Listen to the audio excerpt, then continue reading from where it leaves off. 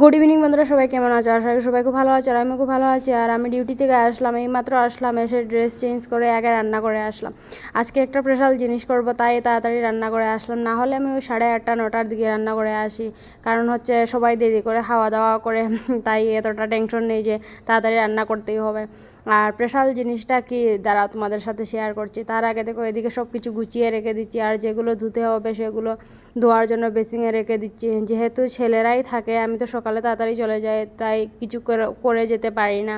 ওরা যতটুকু পারে করে রেখে দেয়, তাও তো ছেলেদের করা আর মেয়েদের করা। যাই হোক, এদিকে দেখো সব কিছু গুছানো হয়ে গেছে, ঘরটর ঝাড়ু দিয়ে নিয়েছি, প্রথমে এসে বিছানা টিছানা গুছিয়ে নিয়েছি। আর দেখো এদিকে সাবানটা শেষ হয়ে গেছে বাসন ধোয়ার, তাই এত বড় সার্ফের প্যাকেট থেকে সার্ফ ডালছে। আর আজকে স্পেশাল জিনিসটা হচ্ছে গিয়ে, আজকে ফুচকা বানাবো। আজকে আমার দুদিন ছুটি ছিল, আমার বরের দুদিন ছুটি ছিল, বৃহস্পতি শুক্রবার, আমার বৃহস্পতিবার শুধু ছিল। আর ফুচকা খাওয়ার জন্য বাইরেই গিয়েছিলাম, বুঝতে পেরেছো। তারপরে না এত বৃষ্টি আসছিল, তারপরে বরের সাথে ঝগড়া টগড়া করে ঘরে চলে এসেছি, আর ফুচকা খাওয়া হয়নি। আর এদিকে দেখো রান্না বান্না হয়ে গিয়েছে।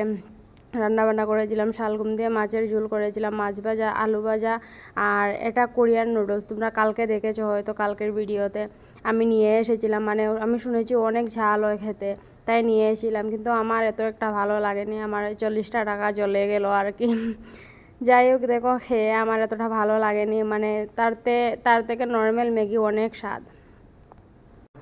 আর তারপরে এদিকে দেখো আমি টেস্ট করছিলাম, টেস্ট করে তোমাদেরকে বলছিলাম। আর আমি ঘরে সব কিছু বানিয়েছি, ফুচকার সব কিছু আমি ঘরেই বানিয়েছি। আমার বরকে বললাম, তুমি তো আমাকে খাওয়াতে নিয়ে যাওনি, আমি ঘরেই খাবো। আমার বর বলছে, আমি কি করবো, বৃষ্টি এসে গিয়েছে তো আমি কি করব। দুদিন গিয়েছি, দুদিন গিয়ে এরকম। প্রথম দিন গিয়ে ঝগড়া টগড়া করে আমার বরকে বললাম না আমি খাবো না। আমার বর বললো আমি ঘরে এনে দিচ্ছি। ঘরে বসে কি ফুচকা খেতে ভালো লাগে, মানে বাইরে থেকে এনে। ঘরে বানিয়ে ঠিক আছে। তারপরে আমি আমার বরকে বললাম, তুমি তো আমাকে খাওয়াওনি, আমি তোমাকে বানিয়ে খাওয়াবো ঘরে। তারপরে ঘরে বানিয়েছিলাম। দেখো এদিকে খুব ভালো হয়েছিল, কিন্তু ফুচকার পাঁপড়টা এত একটা ফুলেনি।